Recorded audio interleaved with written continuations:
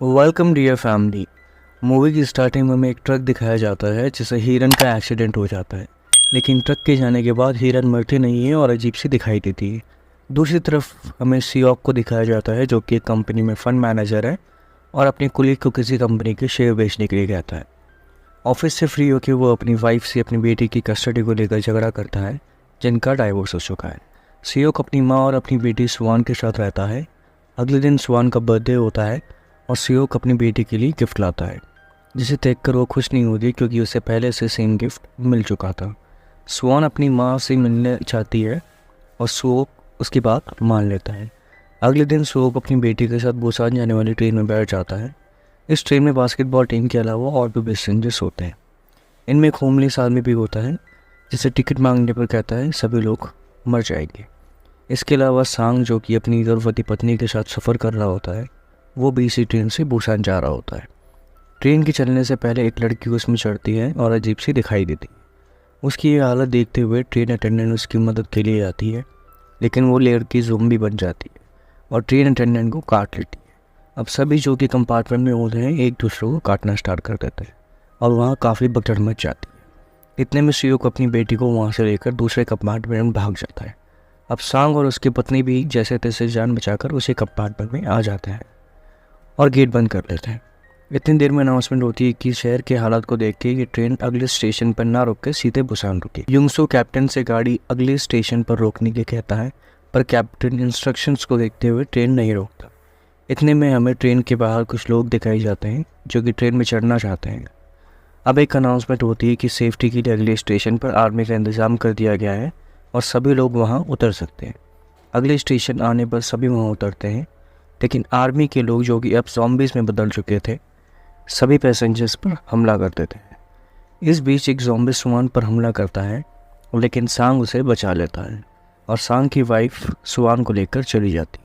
फिर सियोक पर भी ज़ॉम्बीज़ का हमला होता है तो सांग उसकी मदद के लिए गेट खोलता है और सियोक की जान बचा लेता है। फिर हम सभी को ट्रेन की तरफ भागते हुए देखते हैं, लेकिन वहाँ भी ज़ॉम्बीज़ आ जाते हैं और इसी तरह बचे हुए लोग ट्रेन में चढ़ जाते हैं और दो बहनें अलग अलग हो जाती हैं। युंगसू अटेंडेंट से कहता है हमें ट्रेन चलानी चाहिए। अटेंडेंट युंगस की बात मान लेता है और कैप्टन से ट्रेन चलाने को कहता है। इतने में हमें दिखाई देता है कि बास्केटबॉल के दो लड़कों पर ज़ॉम्बीज़ का हमला हो जाता है। अब सियोक, सांग और एक बास्केटबॉल का लड़का ट्रेन में चढ़ जाते हैं। दूसरी तरफ सांग की वाइफ और साथी को ज़ॉम्बी घेर लेते हैं, जिससे वो बचकर टॉयलेट में छुप जाते हैं। अब ये तीनों अपने लोगों के पास जाने के लिए तैयार हो जाते हैं और ज़ॉम्बीज़ से मुकाबला करते हैं और बीच में टनल आने से अंधेरा हो जाता है जिससे ज़ॉम्बीज़ देख नहीं सकते और इसी का फ़ायदा उठाकर वो लोग आगे बढ़ते हैं और सभी अपनी फैमिली से कंपार्टमेंट में मिल लेते हैं। लेकिन वहाँ भी ज़ॉम्बीज़ होते हैं तो ये तीनों सामने वाले बाथरूम में छुप जाते हैं। अब बाकी लोग जो कंपार्टमेंट 15 में होते हैं वही लोगों को आने नहीं देना चाहते क्योंकि वो समझते हैं कि ये लोग इन्फेक्टेड हो गए हैं और इन लोगों के लिए गेट नहीं खोलना चाहिए। जिससे सांग ज़ॉम्बीज़ के साथ लड़ता है और घायल हो जाता है और बाकी लोगों से जाने को कहता है। फिर ये सब गेट तोड़कर कंपार्टमेंट 15 में चले जाते हैं, लेकिन बाकी पैसेंजर्स इन लोगों को इन्फेक्टेड मान लेते हैं और अलग कंपार्टमेंट जाने के लिए कहते हैं।